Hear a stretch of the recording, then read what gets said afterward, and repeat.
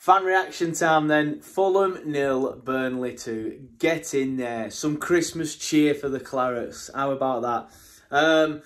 Felt like it was kind of not a game of two halves as such, but I felt like, well, I guess it is really. It just sounds a bit extreme, does that? Because we weren't horrendous in the first half, and I don't think we were world beaters in the second. But Fulham were probably the better side in the first half, and then we got control of the game, and then we're the better side in the second half, and I think overall deserved to win the match. But yeah, I feel like the first half, I feel like the game passed us by a little bit. We weren't really getting out of our own half as much as we wanted to. Trafford made a couple of decent saves to keep us in it. We weren't massively under the cosh. It's not like it was like the Animal, where it was just constant barrages, but Fulham were getting the better of it. Even though we were seeing quite a bit of the ball, we weren't really able to do anything with it. We weren't able to create chances. We weren't able to really get out of our own half too much, or as much as we would have liked anyway.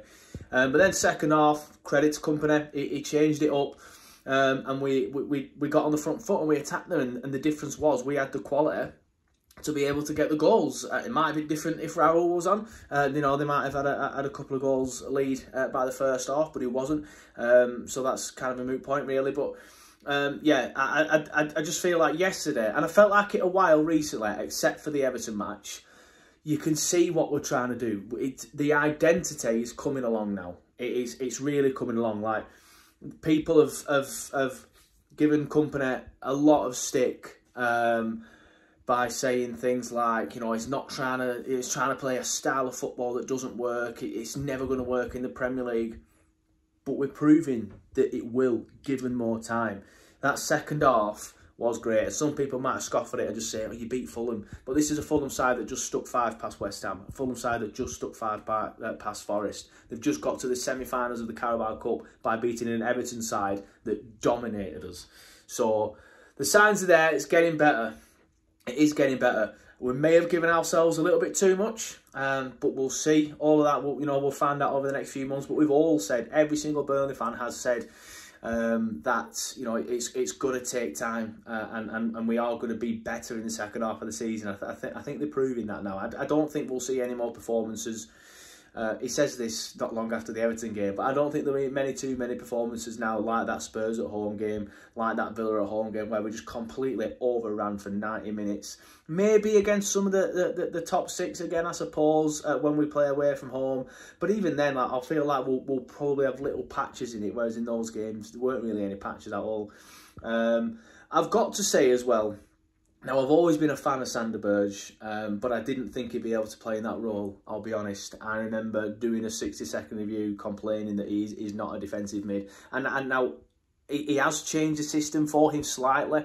As we've said many times, he isn't a deep lying centre mid as Vincent was trying to do earlier in the season. And that shows credit to both Vincent and Sander that they've learned, they've adapted, and they've come up with something that works. But now playing in the way he does, like more of a box-to-box role, he is fantastic, and he's really showing his worth. Like, there was a lot of criticism from Sheffield United fans earlier in the season. I still see some of them chomping under the comments at the minute.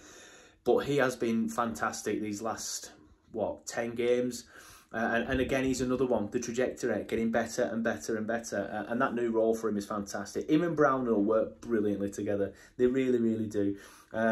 Josh is another one, man. Like, people gave him a lot of stick, but he's covering so much ground now and doing all the dirty work so Sander can have a little bit more freedom. So Josh deserves so much respect as well. One person I didn't particularly rate and was critical of a lot over the course of the season is Dara O'Shea, but I thought he played well yesterday. I thought the all defensive unit did. Trafford's another one. I always did try and say, let's be patient with Trafford, but I was losing my patience, if I'm being honest with you. But he, like I said, made a couple of good saves. The entire defensive unit yesterday was why we managed to hold on in that second half. But yeah, fantastic. I thought going forward in that second half, we looked good. Defensively, we looked good. And a word on Lyle Foster as well, because I know I tweeted it and I know I've mentioned it in the full-time show, but there was a moment on like 4 or 5 minutes where Lyle came deep, brought the ball down with his chest from a big punt upfield, either from one of the defenders or Trafford, I can't remember which one, turned, ran at their defenders, got it out wide to one of the wingers. They ran at the defence, got a corner.